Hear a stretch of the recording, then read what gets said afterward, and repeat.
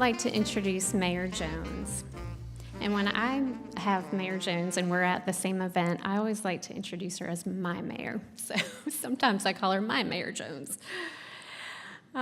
She has been a Wake Forest resident since 1981, and Mayor Jones was elected to the Wake Forest Board of Commissioners in 1999. After serving 2 years on the board, she was elected as mayor in 2001. She was reelected in 2005, 2009, 2013, and again in 2017, making her Wake Forest's longest-serving mayor.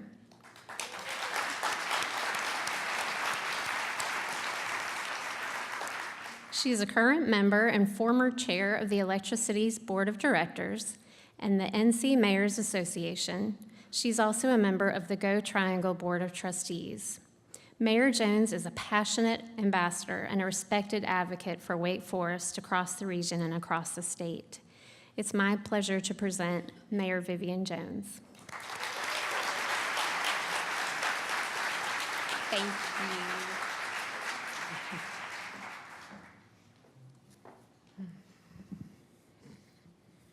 Thank you. Thank you for being with us tonight. I want to thank the town commissioners for coming and being here tonight. You know, it's a pleasure to work with these folks to help our town stay as good as it is.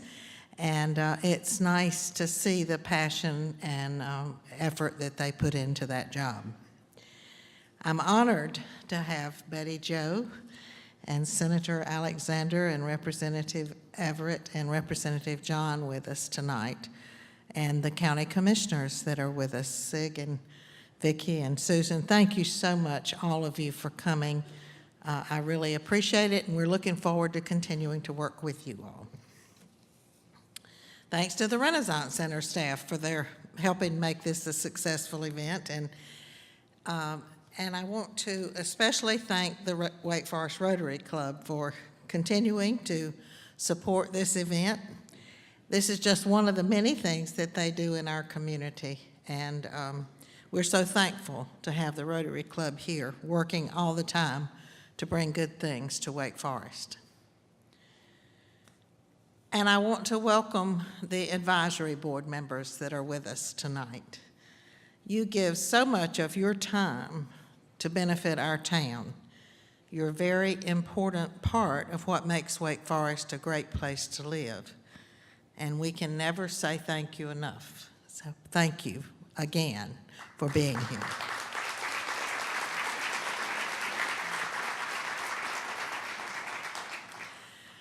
I want to begin my remarks this evening with some what I think is really encouraging news.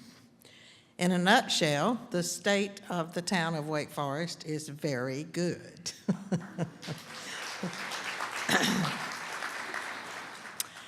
As I hope you know, we adopted a strategic plan in 2016, and our fourth goal of that plan is to be fiscally strong.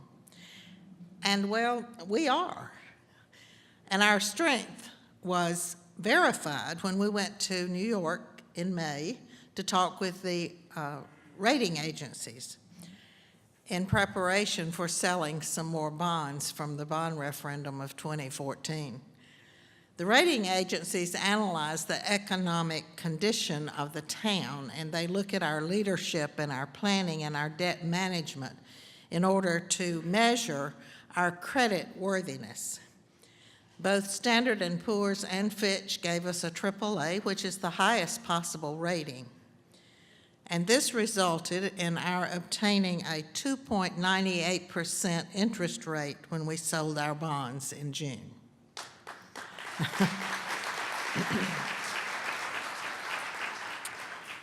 Now, none of our efforts to achieve the goals of our strategic plan are more visible than the work that we are doing in regard to goal number 2, which is to ensure a safe and connected community. In just about every section of town, you will find construction along our roads. I went to a chamber event a couple of weeks ago, and I was a few minutes late getting there because I was stopped 2 different times for construction projects. The Stadium Drive project will be completed late this year and will be most welcomed, I'm sure, by the high school students and other people who use that route frequently. The priority pedestrian projects are going to be completed late this year also, including Waite Avenue and Oak Street, which will give us safe pedestrian access to Joyner Park from downtown. And the road resurfacing project program was completed this year, including making the Royal Mill Road connection, which will eventually be part of the North Side Loop. We've adopted a policy now to set aside money every year into our resurfacing program to make sure that we have the money to keep our roads properly maintained. We're also working on plans to complete the Smith Creek Greenway, the Ligon Mill Road, the Durham Road project, and the grade separation over the railroad track on Rogers Road. These road projects will offer long-term benefits to the town, especially when it comes to connecting our community. The Joyner Park Community Center is scheduled. It is on schedule, and it's expected to be completed this fall. And we're very excited about this 32,000 square foot facility, which features a walking track, a gymnasium, a dance floor, and some multi-purpose rooms. And the construction on the amphitheater cover was started in January and is expected to be completed in time for the first Six Sundays in Spring concert on April the 28th.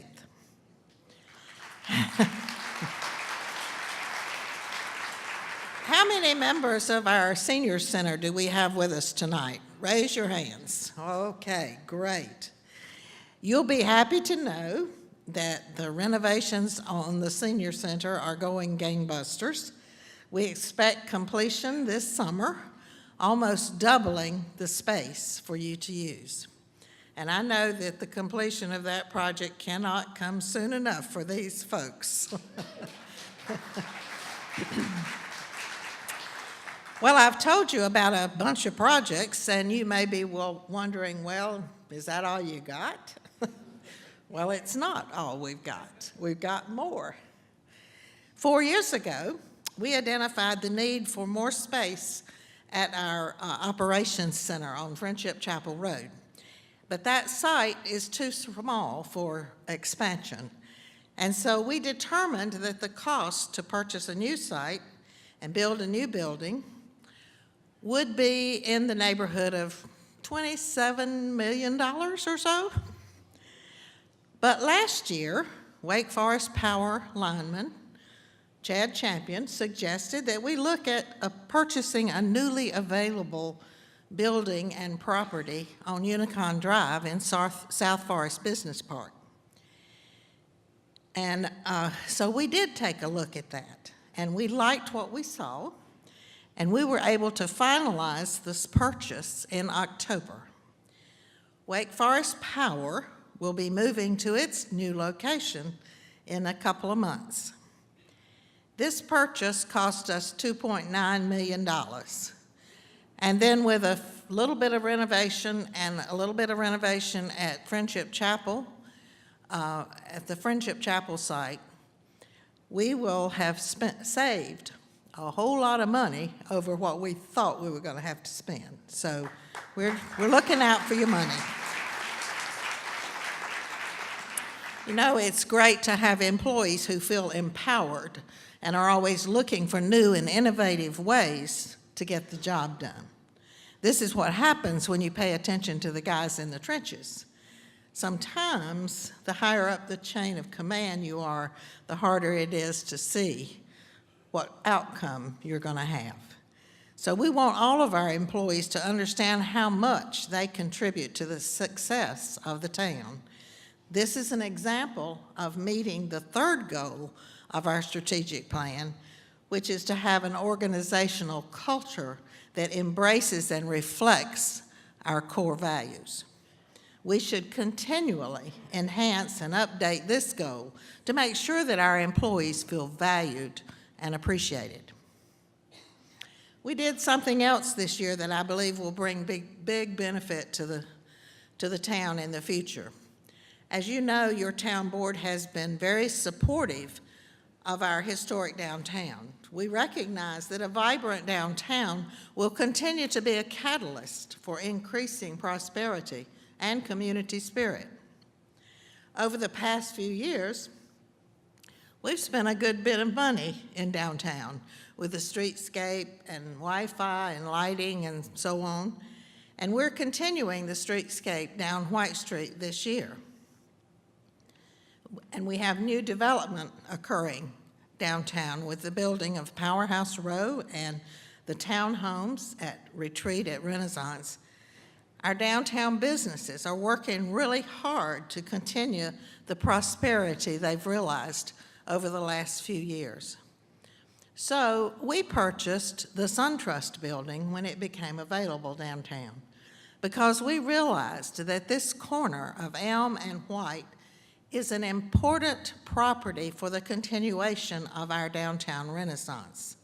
We need to have a say in what type of business is located on this property. This year we completed a couple of projects that make us very proud. On June the 2nd, we celebrated the grand reopening of the Renaissance Center. You can look around tonight, this evening, and see what a difference these renovations have made in our ability to offer first-class programming here. And we thank Wake County for awarding us a grant from the Prepared Foods and Hotel tax monies to help us with this project. And since our grand opening, we have seen incredible turnouts for programs like the Band of Oz and Legacy Motown Review and the Trung Thu Moon Festival and the Celtic Angels. So it's been really very valuable project. The second project we completed was the Holding Park Aquatic Center. Hundreds of residents turned out to experience our new center on Labor Day weekend. And we are looking forward to this summer when we will have that facility open full-time and hopefully with extended hours. We are proud that we are making strides in becoming a smart city by adopting programs that use technology and the Internet of Things to bring innovation to our operations. We recently began online inspection, permitting, and payment. Plus, we can preview plans online and track their progress. You no longer have to come into Town Hall to obtain a permit or make payments.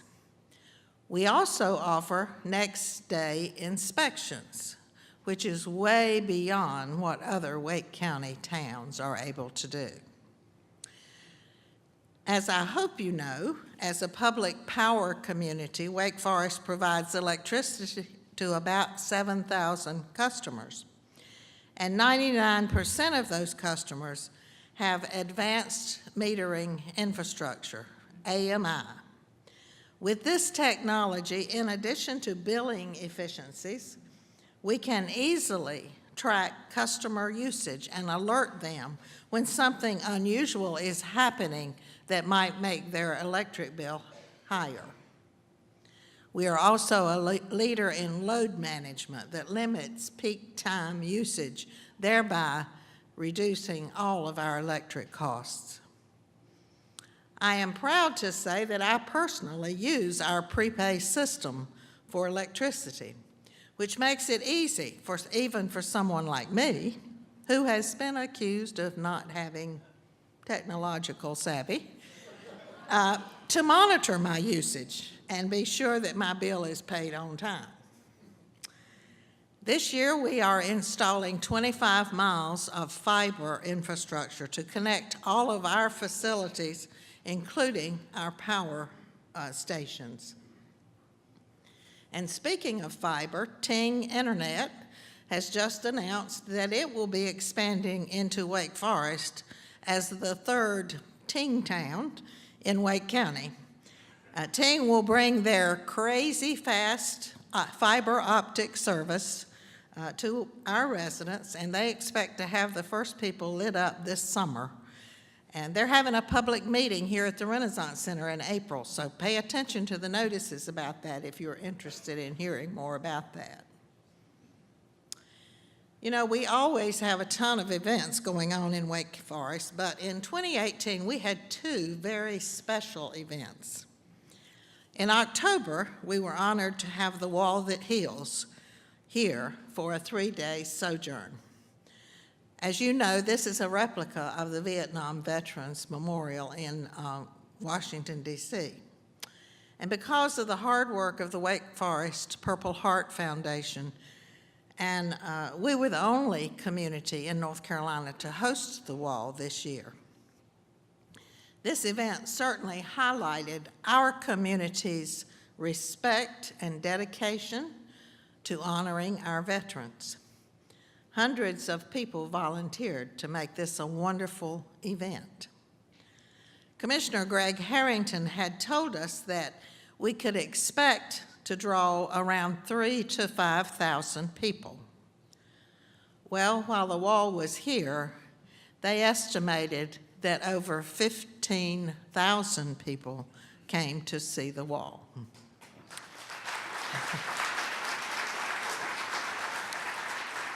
It was a time of remembering and healing for many people. And our thanks go to the Purple Heart Foundation and the dozens of volunteers who helped make this happen. The second special event was the American Public Power Association Line Workers Rodeo. During February and March, our residents were kind of intrigued by all the power poles and activity going on at Holding Village, back behind the Public Works Operations Center. But in April, everybody knew what was happening because we had public power line workers descend on Wake Forest from all over the United States to participate in their annual rodeo for bragging rights about who is the best and the fastest at putting up power and restoring power for their customers. It was a fun day and certainly showcased these men and women. And yes, we did have a woman in the rodeo this year for the very first time. How about that? This was the first time the National Rodeo had been held in North Carolina, and we were very proud to be the host. The APPA officials told us that this was the best rodeo they had seen, with the great location, great turnout from the community, and a lot of help from volunteers. They said it was the largest rodeo they had ever held. I had a resident ask me recently if we're going to have that rodeo again this year. And I said, boy, I wish we could, and maybe someday we can invite them to come back again. You know, one of the things that we heard continually about these two events was that we did a great job letting people know about them and about how they could be a part of them.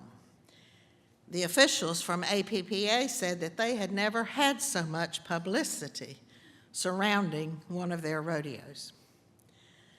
You know, communication is so very important, especially in the world today with so much coming at us all the time. And you have to be really good for people to notice. Well, I want to recognize our communications team for the great work that they do. Bill Crabtree leads our team, and they do a fantastic job keeping our residents informed about everything from events like these to the garbage pickup schedule.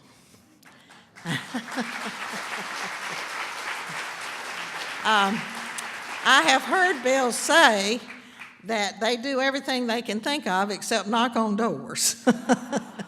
And I want Bill and his team to stand up, because a bunch of them are here tonight. And I want you to stand up, and we're going to thank you with a big, loud clap. Thank you very much.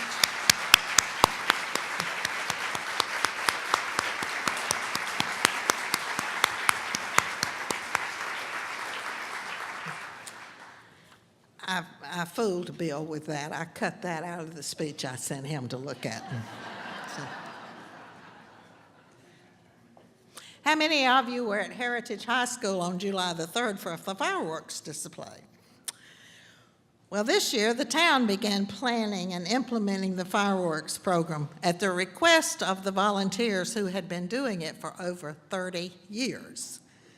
So there were about 15,000 people there, and we're expecting to continue having this event for many years to come. Congratulations to our police department for earning the CALEA accreditation for law enforcement agencies this year. And also, congratulations to our Parks, Recreation, and Cultural Arts department for earning the CAPRA accreditation for Parks and Recreation agencies.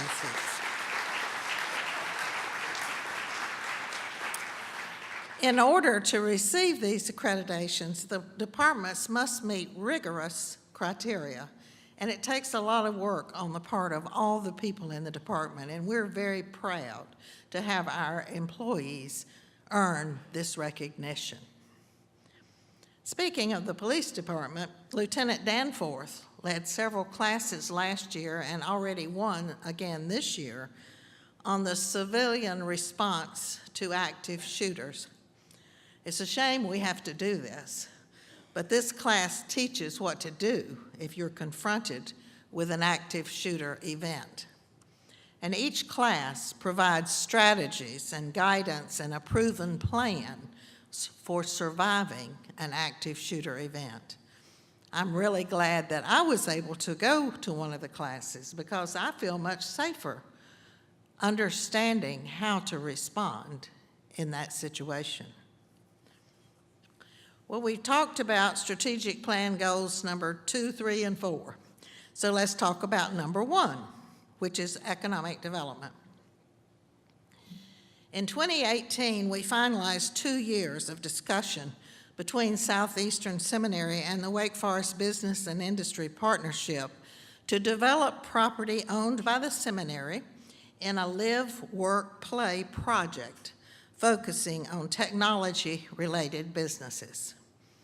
The town board has provided funding for the School of Government to conduct a development master plan for this property and a market plan analysis for the property.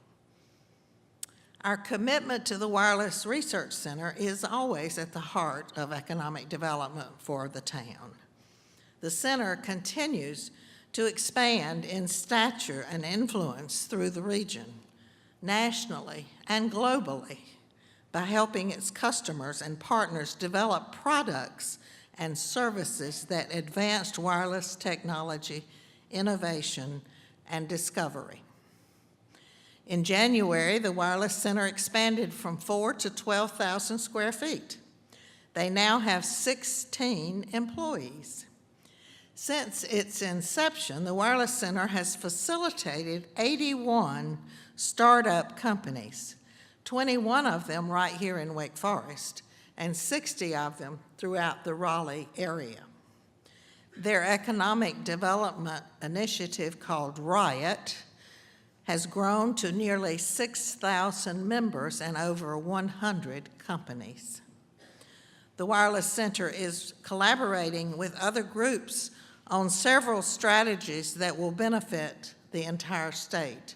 And in addition, they are in formal discussions with one of the world's largest defense, security, and aerospace companies for collaboration and shared office space right here in Wake Forest. We anticipate them having a formal announcement very shortly about these initiatives. And the Wireless Center continues to provide a testing facility for wireless applications. We are really proud to claim them as our very own. And last year, as Brad mentioned, the Rotary Club had the first launch Wake Forest in the town, and the chamber worked with them, and we're really pleased with this effort to help entrepreneurs get started and grow their businesses. So thank you to the Rotary Club and to the chamber and to Wake Tech for helping with that program. As you heard when Andy introduced me, I've been proud to serve as your mayor since 2001. And during my tenure, I have worked hard to build relationships. I've tried to be accessible to residents, and I have attempted to support you and all the organizations that you represent. When I started this journey, I believed that it was important for your mayor to be with you as you work to better this community. We need to be doing this together. And the relationships that I have worked to build extend beyond Wake Forest and throughout our county and our state. I've tried to demonstrate that Wake Forest has a willingness to work for and participate in the prosperity of Wake County and our state. And we have benefited from these relationships by recognition and funding opportunities that have helped us over the years to complete many road projects, greenways, and other facilities and infrastructure. As your town board members reach out to participate on a regional or a state level, just keep in mind that we are bringing recognition to our community, and we are securing a seat at the table as the region continues to grow and move forward. So what are we going to do next year? Well, I will start off by saying that I personally do not think Wake Forest football is finished.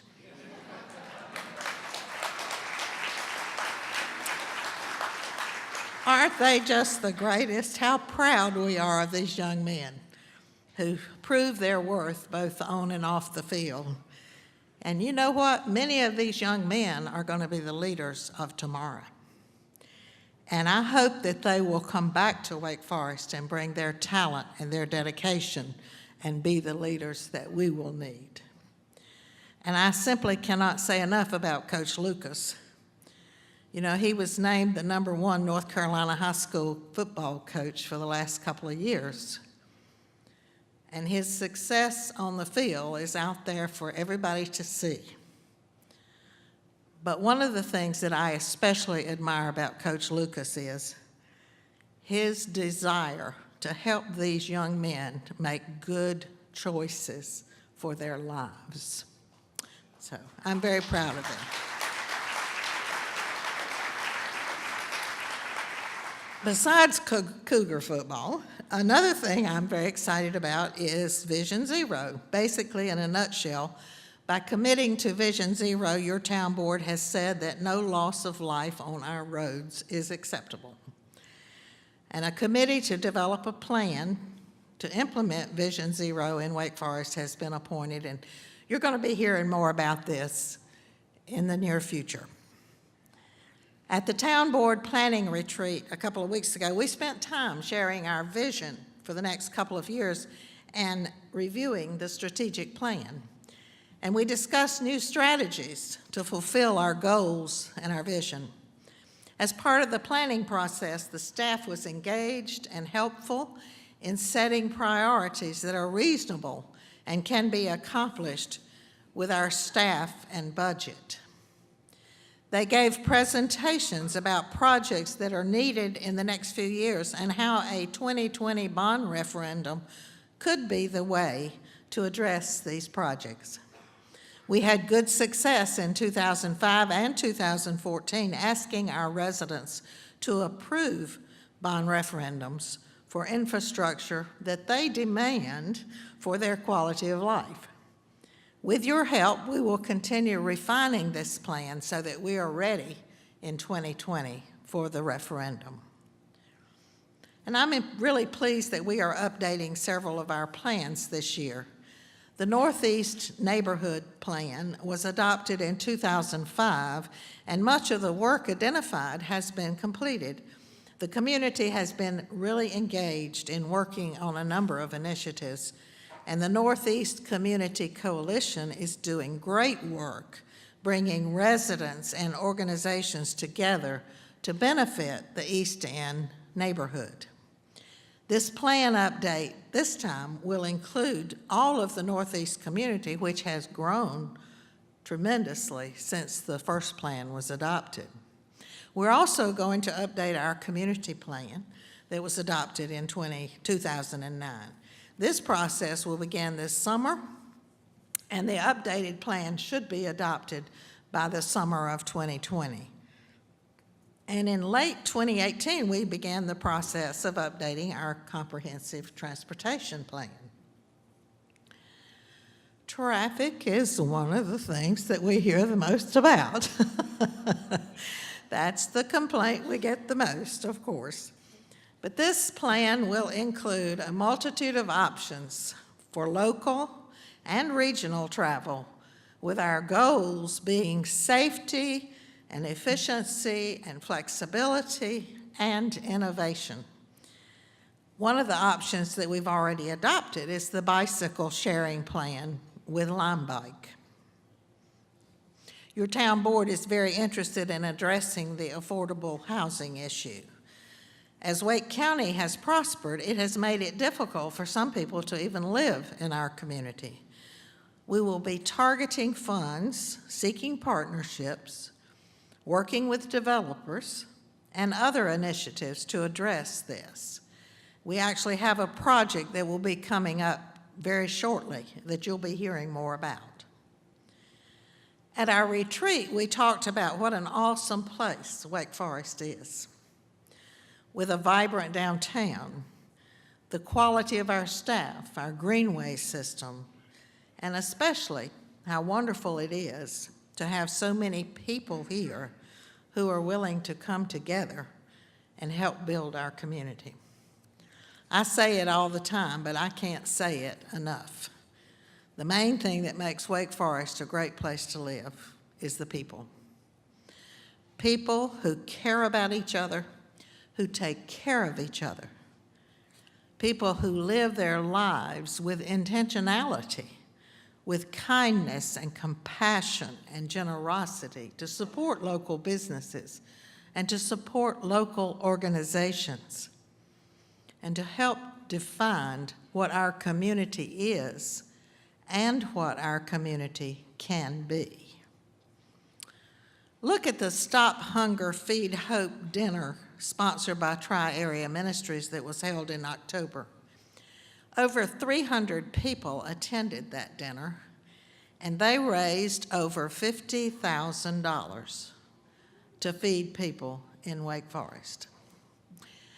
I'm so pleased that the town is partnering in the Northern Community Food Security Team, which is working to bring resources to our community to help eliminate food insecurity for all people.